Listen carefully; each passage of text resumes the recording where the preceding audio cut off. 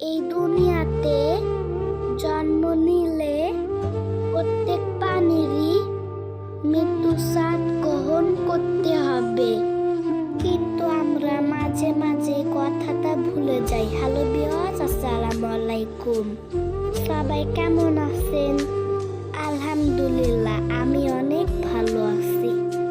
এই রমজানের ভেতর আমার একটা ফুপ্পা নানা মারা গিয়েছিল, মানে হচ্ছে আমার আম্মুর ফুপ্পা। এটা হচ্ছে তার বাসা।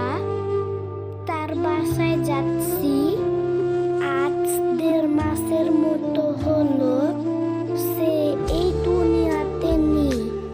দেখেন, তার বাড়ি ঘর সবই আছে, অথচ সে নেই।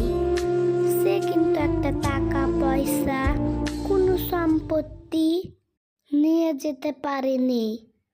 এই রুমে সেই নানা থাকতো যে নানা মারা গিয়েছে।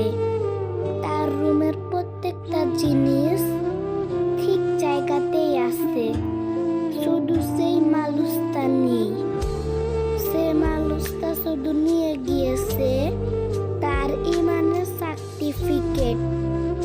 সে রমজানে শুক্রবারে মারা গিয়েছে। আলহামদুলিল্লাহ, এমন ভালো মৃত্যু আল্লাহ ভালো মানুষকেই দেয়। সে একজন ভালো মানুষ ছিলেন, তাই তো তার এমন মৃত্যু হয়েছে। আপনারা সবাই আমার এই নানার জন্য দোয়া করবেন। আমার সেই নানা যেন অনেক ভালো থাকে।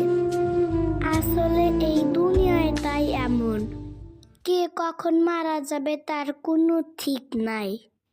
এই দুনিয়ার মানুষ জানে যে আমরা সবাই মারা যাব, তারপরেও হিংসা করে, অহংকার করে, অন্যের ক্ষতি করার চেষ্টা করে বা আরো অনেক কিছু করে, কিন্তু একবারও চিন্তা করে না আমাকে মরতেই হবে। আর এটাই সত্যি।